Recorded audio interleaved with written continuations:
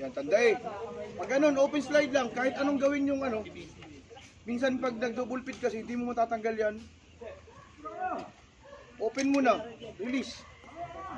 Sabay pag nag-ano, pwedeng load diretso. Ngayon kung hindi, pag hindi, edi pag na-release nyo, pagka slide daw, holster muna. Saka kayo dadakot ngayon ng basyo, ay ng bala. Hindi yung dadakot kayo nakaganito pa. Meron pa rin dyan. Makinig. For training purposes, tutok tayong dalawa, may magkukumpay. Tactical reload.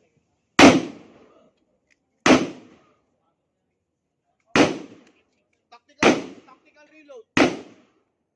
Bunot mo na. Kaya ang orientation palagi ng magazine, bala nandito. Yan. Laging nakaharap doon. Hindi nakaganito. Ang bunot ay ganito lang ang bunot, oh. Pwedeng ganito, i-guide yung ganito, pwedeng ganito. Kasi pang dadalhin natin siya. Putok. Tactical reload, dalhin nyo yung baril sa harap. Yung nakikita nyo. Pwedeng ito ang guide, pwedeng ganun lang.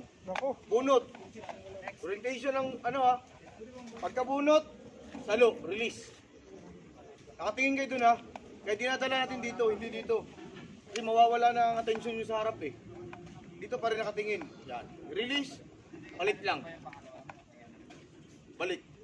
Balik nyo ulit yan. Pwedeng bulsa. Ngayon pag bulsa ko, tactical reload. Dito eh, dito. Basta tama ang orientation kahit hindi kayo tumingin. Basta tama ang orientation. Meron kasi iba dyan, pagkabunot, ganito ang hawak. Magkakagulo na pag hindi mo may pasok. Kaya laging kahit dito, o di kaya pag walang pouch, edi dito. Basta ang paghawak nyo, i-orient nyo pa rin ng ganun. O kahit dito tayo. Tactical reload, dalhin nyo dito sa harap. Tutok muna. Sabay puputok kayo ulit dalawa eh. Ang mangyayari sa sequence natin, putok dalawa, tactical reload. Sabay puputok ulit dalawa. Tapos for training purposes, moving tayo, one step to the right. Mas maganda kasi pag nagre-reload tayo ng gumagalaw, para pag binabaril tayo pabalik, less ang chances na tatamaan tayo. Kaysa sa naka-static lang tayo, nagre-reload ng ganito. Buti kung naka-cover ka. Pero kung hindi, edi tactical reload, one step lang. Sabay balik sa akin, putok ulit dalawa.